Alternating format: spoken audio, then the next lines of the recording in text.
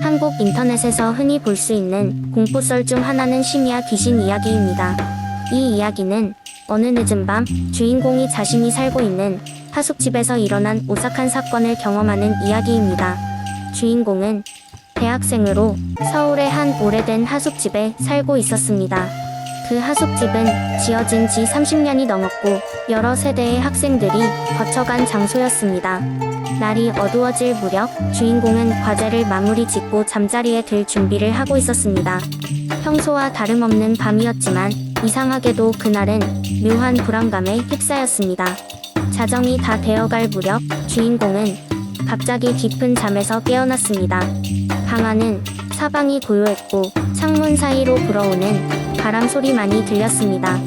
그런데 그 순간 방문 밖 복도에서 이상한 소리가 났습니다. 마치 누군가 맨발로 복도를 걷는 것 같은 소리였습니다. 주인공은 두려움을 숨기고 귀를 기울였습니다. 소리는 점점 가까워졌고 마침내 그 소리가 자신의 방문 앞에서 멈췄습니다. 주인공은 심장이 터질 듯 뛰었습니다. 침대 옆에 놓여있던 휴대폰을 손에 쥐고 조용히 시간을 확인했습니다. 새벽 2시 34분. 설마 누군가가 방을 잘못 찾은 거겠지라는 생각으로 애써 상황을 긍정적으로 넘겨보려 했습니다. 그러던 중 갑자기 방문을 두드리는 소리가 들렸습니다. 똑, 똑. 주인공은 누군가 장난을 치는 것일 거라고 생각하며 초조하게 소리쳤습니다. 누구세요? 하지만 돌아오는 대답은 없었습니다. 방 안은 오직 그의 숨소리만이 가득 찼습니다. 그런데 그 순간 방 안구석에서 자신을 주시하는 한 인형을 발견했습니다. 처음에는 잘못 본 것이라 생각했지만 자세히 보니 흐릿한 형체가 서서히 명확해졌습니다. 그것은 긴 머리에 한복을 입은 여인의 유령이었습니다. 그녀의 얼굴은 창백했고 쏟아질 듯 붉은 눈물이 눈가에 고여 있었습니다. 무엇보다도 그녀의 입가에는 섬뜩한 미소가 걸려 있었습니다. 주인공은 공포에 질려 뒤로 물러났습니다.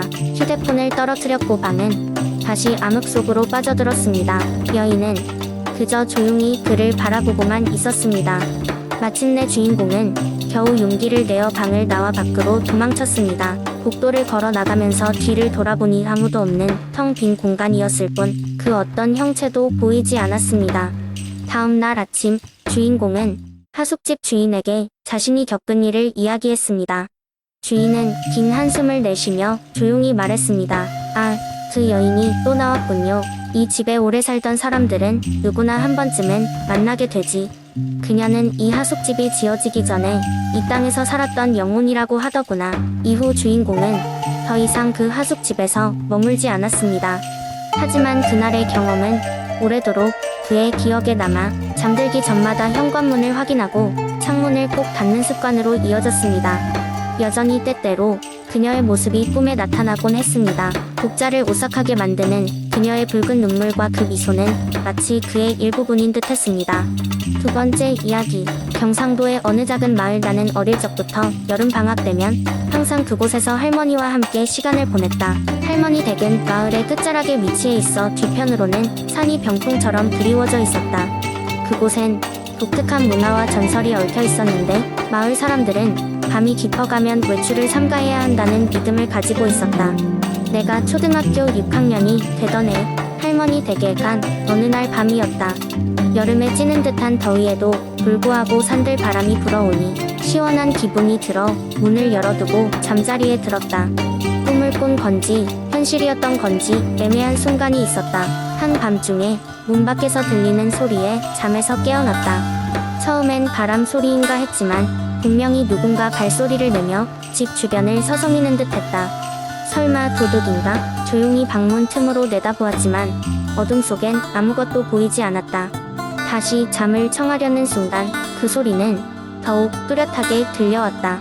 발소리는 점점 가까워졌고 이내 창문 밖으로 누군가의 그림자가 스치듯 지나갔다. 놀란 마음에 급하게 할머니 방으로 향했다. 할머니는 오래전부터 이런 일이 잦아도 크게 신경 쓰지 않으셨다며 걱정 말라고 하셨다.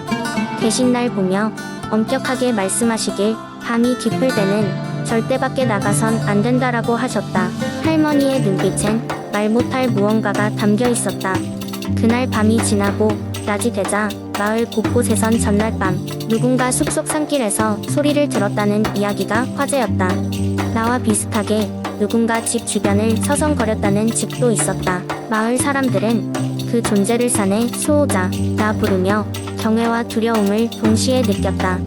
할머니는 옛날 어떤 사고 이후로 마을을 지키기 위해 나타난 존재라고 설명했다. 시간이 지나면서 호기심이 생긴 나와 친구들은 어느 날 반쯤 결심한 상태로 그 수호자를 확인해 보기로 했다. 해가 지고 어둠이 내리자 우리는 마을 가장자리에서 시작되는 산길로 조심스레 발걸음을 옮겼다. 처음엔 아무 소리도 들리지 않더니 어느 순간 낯선 소리가 귀에 들려오기 시작했다. 단순한 발소리가 아닌 마치 누군가 우리를 따라오는 듯했다. 손전등을 켠 순간 우리는 숨이 멎을 듯 놀랐다. 어슴푸레한 빛 속에서 오래된 하얀 한복을 입은 여인의 실루엣이 보였고 그녀는 참담하게 웃고 있었다. 공포에 사로잡혀 우리는 황급히 마을로 도망쳤고 그날 밤 이후로 마을에서는 아무도 그 산을 넘지 않았다. 더 이상 그곳을 탐험하려는 생각은 하지 않았다. 여러 해가 지나 나중에 알게 된 사실은 그 산은 오래전 슬픈 일을 겪은 한 여인의 전설과 얽혀 있었다는 것이었다. 사람들은 그녀가 여전히 깊은 산 속에서 마을을 떠나지 않는다고 믿었고 그녀가 밤마다 마을을 지키고 다닌다는 이야기를 전했다. 그 여름 이후로 나는 더 이상 할머니 댁에서 여름을 보내지 않았고 그렇게 할머니가 돌아가신 후 그 마을을 다시 찾을 일도 없었다. 하지만 아직도 가끔은 그 밤의 기억이 생생하게 떠오르곤 한다. 마치 그녀의 울음소리가 바람을 타고 속삭이듯이. 세 번째 이야기 오후 늦게 나는 친구들과의 술자리를 마치고 집으로 돌아가고 있었다. 날씨는 서늘했고 희미한 안개가 낮게 깔려 있어 거리의 풍경은 몽환적이었다. 집까지는 지하철을 타고 가야 했지만 막차 시간을 넘긴 터라 택시를 잡기로 했다. 몇 분을 기다리고 나서야 한 택시가 도착했다. 택시 기사님은 나이가 지긋해 보이는 중년의 남성이었다. 그는 무심하게 내 목적지를 물었고 나는 집 주소를 말했다. 차가 조용히 출발했고 피로에 지친 나는 뒷좌석에 기대어 졸기 시작했다. 얼마나 시간이 흘렀을까? 나는 문득 차가 이상하게도 다른 방향으로 가고 있다는 것을 깨달았다. 그리고 나서야 차가 멈춰섰고 주변을 둘러보니 낯선 곳이었다. 순간적으로 소름이 돋았다. 나는 두려움을 느끼며 기사님에게 물었다. 여기 어디죠? 집이랑 반대 방향인 것 같은데요. 기사님은 미소를 지으며 백미러로 나를 바라보았다. 아, 조금 돌아가는 길이에요. 곧 도착할 겁니다. 그의 목소리는 이상하게도 울리면서 진동했다. 불안감이 더욱 커졌다. 전화기를 꺼내 GPS를 확인하려다 핸드폰 배터리가 다 닳았다는 것을 깨달았다. 그제서야 휴대폰 충전기를 택시에 두고 왔다는 사실이 기억났다. 가로등 하나 없는 어두운 길을 달리던 그 순간 나는 오싹한 기분을 지울 수가 없었다. 혹시 모를 상황에 대비해 창문을 살짝 열었고 차가 서서히 정차하기 시작했다. 밖에는 아무것도 보이지 않았다. 갑자기 마음이 조급해지며 죄송한데 여기 내려주세요 라고 외쳤다. 기사님은 잠시 침묵을 지키더니 빛바랜 미소와 함께 벌써 목적지에 도착했으니 괜찮아요 라고 답했다. 그제서야 그의 눈동자가 이상하게 빛나는 것을 볼 수 있었다. 그는 완전히 후진하여 차를 돌리고는 나를 정체 모를 험악한 오솔길로 데려가기 시작했다. 두려움에 못 이겨 문을 열고 뛰어내리려 했으나 문이 열리지 않았다. 문 잠금 장치가 활성화된 것이었다. 나는 절망적인 마음에 초조함을 드러내며 다시 소리쳤다. 제발 여기서 내려줘요. 그때 차 안에 낡은 라디오가 갑자기 켜지더니 이상하고 왜곡된 소리가 흘러나오기 시작했다. 이내 기사님이 자리에서 엉거주춤 일어나더니 손을 뻗어 내 어깨에 손을 얹었다. 순간적으로 흠칫 놀랐다. 그 손은 끔찍할 정도로 차가웠고 마치 생기가 없는 것처럼 느껴졌다. 마침내 차는 다시 멈추었고 나는 문이 풀린 것을 느꼈다. 기사의 손을 뿌리치고 재빨리 뛰어내려 그 자리에서 달리기 시작했다. 오로지 탈출해야겠다는 본능만으로 어둠 속의 길을 따라 달렸다. 한참을 뛰다 뒤를 돌아보니 택시는 이미 사라지고 없었다. 나중에야 가까스로 지나가는 차량을 잡아타고 도로로 나올 수 있었다. 친절한 운전자는 나를 경찰서로 데려다 주었고 나는 그곳에서 경찰에게 자세한 내용을 설명했다. 경찰은 그 지역의 교통 CCTV를 확인해 보겠다고 했다. 며칠 후 경찰로부터 연락이 왔다. 그날 밤에 CCTV에 잡힌 택시는 번호판조차 존재하지 않는 가짜 차였다는 것. 그리고 그 차는 몇 년 전에 그 지역에서 실종된 이후로 한 번도 발견된 적이 없는 것으로 밝혀졌다. 여전히 존재하지 않는 차와 그 기사님은 지금도 사람들을 찾아 어둠 속을 거닐고 있을지도 모른다. 네 번째 이야기. 몇 년 전 내가 대학생이었을 때 여름 방학을 맞아 친구들과 함께 캠핑을 가기로 했다.